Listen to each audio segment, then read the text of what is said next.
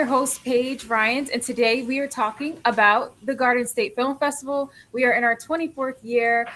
So much fun, so exciting. The Garden State Film Festival will return this year from March 26th through March 29th with over 200 films from various countries, screening at 9 different venues all throughout Asbury Park in Cranford, New Jersey. You can get your tickets at gsff.org/tickets, and there will also be tickets available at the door. And now to meet today's filmmakers, I am here with the creators of Lincoln Theater. With us, we have Aurora Latona, Jasmine Vieira, and Ryan Miller. Welcome, everybody. Thank you so much for being here. Thank you. Thank you. Very excited to talk about your film. I think it's a really great film with just like a really great premise to it. And so, yeah, I know I gave like a little brief introduction, but if you wanted to each go around and share what your role is with the film, and then we will jump into what the film's about.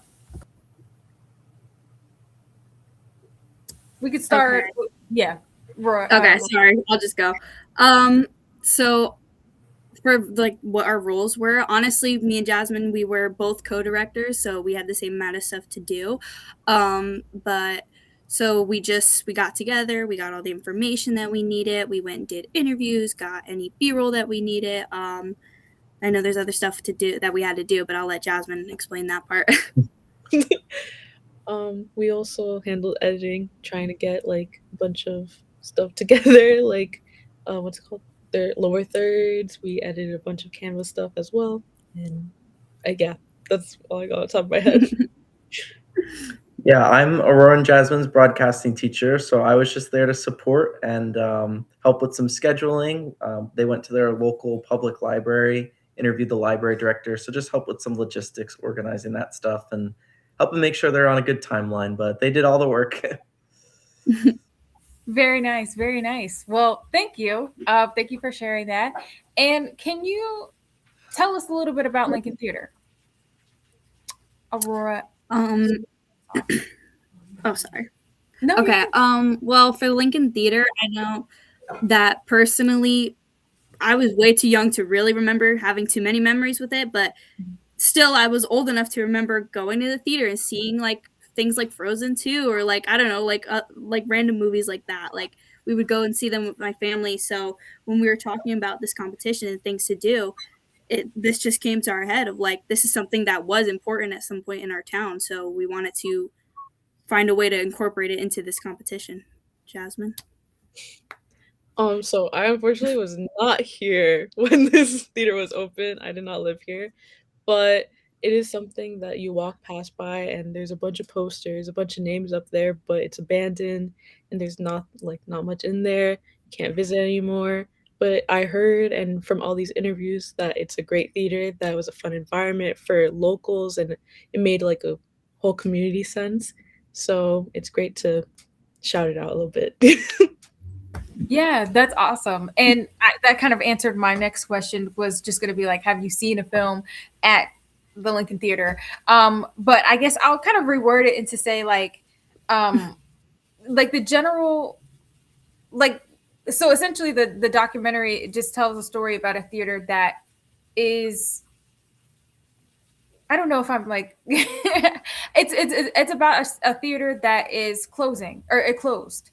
And so I guess kind of my question is just like, what inspired you to want to tell this story about Lincoln Theater? I think in such an age where streaming is on the rise, how important is it, you think, that like a story like this is during this time where streaming is on such a rise? I'll start with that question. Well, I think it's kind of like how Jasmine said of like nowadays we just, because it's literally on the main ave of our town, so we walk past it and you see how it's abandoned and all it does is sit and collect dust. And like especially as like people who are interested in film, or even if you're just someone who likes watching movies, it's kind of sad to see a place that was home for movies or for people to get together, to see it's just sitting there and like it's not something that's as important to people anymore. It's just so like it's sad. So we just wanted to make it like known to people like that it was important at some point in time. Now this is kind of where it's at. Yeah, I think that's a great approach to it, because when you're walking by like such a building that has so many memories that people pass by them and they've seen multiple films at this theater, I think that it really it's great to just let people know and inform people that like that building has a story, and that people have so many memories there. And I did want to ask Ryan, did you ever see a movie at this theater? Yeah, I saw plenty of movies at the Lincoln Okay. Theater. So it was nice seeing some of my colleagues that they interviewed as well share their memories because, as one of the teachers said during the movie, during their film, it was a cheap ticket, and sometimes on the weekends, just something to do, meet up with some friends, walk over there last minute, and just see what was playing. And I think we live in such a world where everything is virtual, it's online, and everybody's staying connected in different ways than we did in the past. And it's kind of nostalgic to hear everybody talk about, Friday night, let's just walk up to the theater. Let's see what we find. Let's see what we got. So, yeah. Yeah, and I think even in that film, like there was that physical ticket of just like having that. I think it's that physical artifact, that memory of I saw this film way back when. So I think you both did a great job. I think everyone, all of you, even Ryan. I know you said that you were just the teacher, but still, teacher, you did a great job with teaching. But you did a great job with just like centering on this place that really has a story here. Can you both talk a little bit, Aurora and Jasmine, talk a little bit about your process of filming? When you have this idea in your mind, this is kind of what you want to do. Can you talk about that process of, finding the people to interview and, yeah, what that looked like for you? Well, I know process like once we got the idea of okay, we want to make it about the Lincoln Theater, then it was okay, now where do we go? So we went on the internet and we were trying to see if we can find people, literally just people on Facebook, if they were like complaining about like how they miss it, like or how they're feeling nostalgic about it. That's what like a route that we were trying to take, or even to the point where Mr. Miller would like talk to some of his like coworkers and like see, to the point that we found out that actually someone who's just a counselor to us, she actually used to like work there. That was her first. Once like you get one connection, it kind of keeps going on. Jasmine, what else you got? We also had to go, the Kearney Public Library director. He has like a bunch of files on like a lot of things, and he showed us a bunch of artifacts of not even just the Lincoln Theater, but a bunch of other theaters like nearby. And he showed us like these forms with like kind of like playbill type things, and he had just a bunch of news articles and stuff like that. So we also connected with him as well, which we credit him to. So yeah, that was pretty much it. Very cool. And what would you both say was your favorite part about this process? And was there anything also challenging about this process? I think that my favorite part about the process was probably I think it was like when we decided what it was, because that kind of like once we decided this is what we're making it about, it became more personal and it like added to the motivation of us wanting to like finish it. I think our most challenging part was probably like editing everything together, because we had so much to like put together and like figure out the storyline. I would say my favorite part would probably be actually like getting to learn about theater, because again, I never went and stuff like that. So I think actually getting to learn and hear a bunch of people's experiences made like the story kind of grow. Because yeah, we would hear from like the facts, like the public director of the library, like we would hear just like factual stuff about it and like maybe some of his experience. But once we got to interview like everyone else, it felt more like, okay, now I get the sense of community that we have here. Like we kind of live in a sort of small town, so I don't really know that sense of community, but like hearing everyone talk about it and like hearing all the stories they had and every memory, even if it was like, the weirdest stuff we would hear, but it was great memories. Like that was probably like the greatest experience, because you get to learn a lot and you get to sense it yourself. Probably the bad part about it was probably the editing. Or like trying to like figure out everything, piece it together and stuff like that. So it was great. Yeah, Can I add definitely. something to that too? Yeah, please. One thing that I thought was a fun challenge for the both of them is they've done a lot of narrative work in the past and been in some other competitions and got some accolades for their other short films. And it was so interesting seeing them tackle a documentary where the story from start to finish, we had to fill in the gaps along the way. They had to find out those answers as opposed to having a script where, everything's planned, each page, each line. And it was very fun as a teacher to watch the two of them, navigate that and pivot on the spot when they got a surprise answer from an interview or, have to kind of roll with the new information that they learned from one of these interviews. So seeing that process, on the documentary side, was really fun for me as an educator. Yeah, for sure. I think even just seeing that, like you said, from an educator standpoint, I think that's really cool. Just for you both to be able to adapt and the life of filmmaking is just knowing how to constantly adapt. I think it's second nature. So I think that's really awesome. And another question for you, Ryan, is how I'm trying to figure out how to best word this, but like as someone who has been and seen a film at the Lincoln Theater, what is your kind of perspective on like seeing a film that really brings life to what once was this very vibrant and active theater?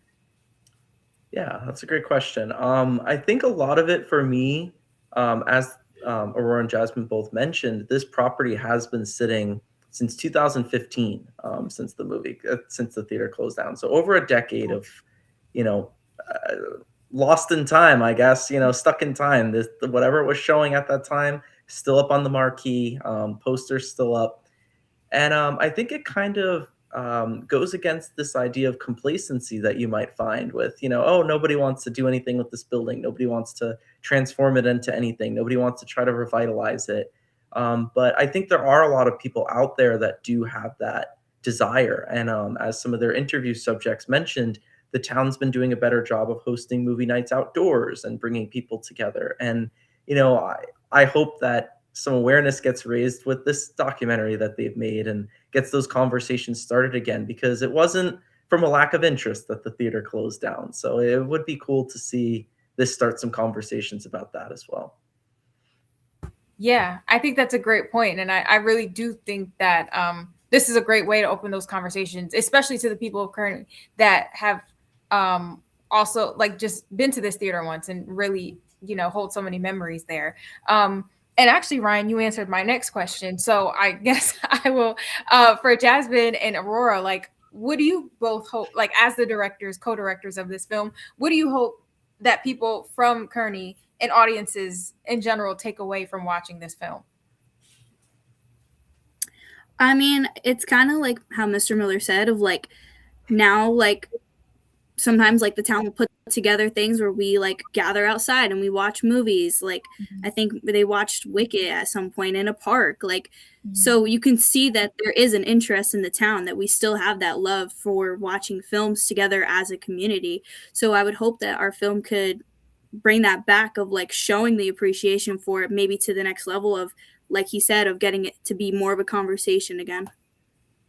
Very nice. To kind of add on to what she said, definitely to make it feel more like a community, because especially with streaming services now, not a lot of people go out to go see the movies, especially like kind of with prices. And so seeing stuff on streaming services does not really do the same for a town as much as a community theater does.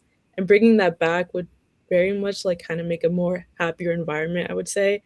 And plus, like, it's just better to just have stuff for like maybe kids our age to do that like don't need a car to go drive places, so that they could just be like near home but not find something that's like 20 miles away to do. So it definitely would help a lot for not only us but younger generations and maybe even older generations who just want to find something to do on a Friday night. Absolutely. I think it definitely just helps in general just to have something, have that space where community members can just go on a Friday or anything like that. So yeah, I think you all make a really great point. And then my second to last question is the fun one, don't worry. So I remember when I there was a theater near me that closed down, but I remember watching Hannah Montana the movie in that theater, and I remember that night. Like that's the only the only movie I really remember vividly seeing in theater, and just the collective reaction of the audience. Like it really is that community experience, and it's unmatched. Like you can only really get that in a movie theater. So my question for you both is, if you could have seen a movie at the Lincoln Theater in theaters, what movie would that be? It could be a movie that's already out. I mean, yeah, like it could be an older movie, anything like that. What would be cool to have seen on the big screen? Honestly, I'm a very big like superhero person, so any of like Avengers movies, like Avengers Endgame was a big one. If I got to see that in my hometown theater, oh my god, that would have been amazing. That sound system, the big screen, yeah. What about you, Yep. Jasmine? I'm gonna sound really biased saying this. My favorite movie, probably. So I love Jojo Rabbit. It's like one of my favorite movies of all time. But I unfortunately had to go see it in a streaming service, or like on my iPad. I saw it like the first time. I had to watch it on my iPad. Tickets, and plus I think I watched it during COVID. So I would love to see that in the theaters, mostly because, I would like to have that experience. Yeah, absolutely. I think again, just being in that theater, seeing it on the big screen is just an experience in itself. And of course, Ryan, can't forget about you. If you could see a film, whether it's out already or if it's coming out soon, anything, like what's a film that you would love to see in the Lincoln Theater? Trying to piggyback off your Hannah Montana, my friends and I, when we were in maybe high school, I think, we saw the first Hunger Games movie at the Lincoln Theater. Wow. And that franchise is coming back around with all the, the prequels that have been written since. So another one's coming out, I think next year. Yes, yeah. It is. Yep. So I think that would be really cool to kind of, one of my friends that I went with, he has kids of his own now. So it's like kind of making me think of that full circle moment of like watching something that, when we were young there, and the franchise start out and it's gone through all these changes and all these things. And I think it would be a good metaphor to like see a movie like that at the Lincoln Theater that took its own new shape and form as well. Yeah, absolutely. I think that's funny that you mentioned Hunger Games. I'm actually reading that current book now. But yeah, I think just seeing that on the big screen, and that's a great point about the parallel of just that release date and then the newer one. So I think that would be a great and enjoyable experience to see that on the big screen. And then my last question for each of you is, will you be joining us in person this year for the festival? Yes. Yep. Awesome. Well, we look forward to seeing you all in person. Again, for everyone watching, you can check out Lincoln Theater on Saturday, March 28th at the Berkeley Continental, Block BC 24, between 9:30 a.m. and 11:30 a.m. And again, we will see you all at the Garden State Film Festival this year. 200 films, various countries, 9 different venues throughout Asbury Park and Cranford, New Jersey. You can get your tickets now at gsff.org/tickets. And once again, Ryan, Jasmine, Aurora, thank you all so much for being here. Truly excited to screen your film at the festival. Congratulations again. And we will see you then. Thank you. Thank Thank you so much.